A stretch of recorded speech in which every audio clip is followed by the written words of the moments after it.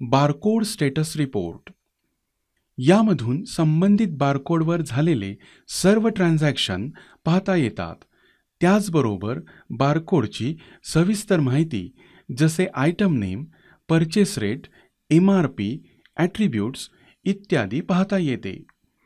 Cells bill करताना barcode scan केल्यावर invalid barcode entered असा मेसेज आल्यास संबंधित बारकोड स्टॉकमध्ये आहे की नाही याचे स्टेटस यामधून पाहता येते.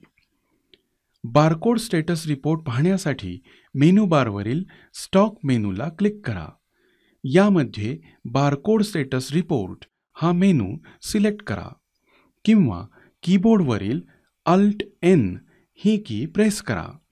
Barcode status report window open होईल. यामध्ये एंटर बारकोडच्या समोर संबंधित बारकोड टाईप करा किंवा स्कॅन करा. बारकोड स्कॅन केल्यानंतर संबंधित बारकोड ज्या आयटमला लावलेला आहे त्या आयटमचे नाव, त्याचा purchase rate, sales rate, MRP आणि ॲट्रिब्यूट्स दिसतील.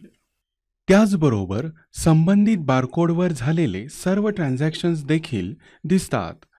यामध्ये ट्रान्झॅक्शनची डेट, ट्रान्झॅक्शन ज्या डॉक्युमेंटमधून झाले आहे त्या डॉक्युमेंटचा प्रकार, डॉक्युमेंट नंबर, पर्टिक्युलर्स, बारकोडची इन क्वांटिटी, आउट क्वांटिटी आणि लोकेशन दिसेल. एखाद्या डॉक्युमेंटची सविस्तर माहिती पाहायची असल्यास डॉक्युमेंट सिलेक्ट करून व्ह्यू बटनाला क्लिक करा.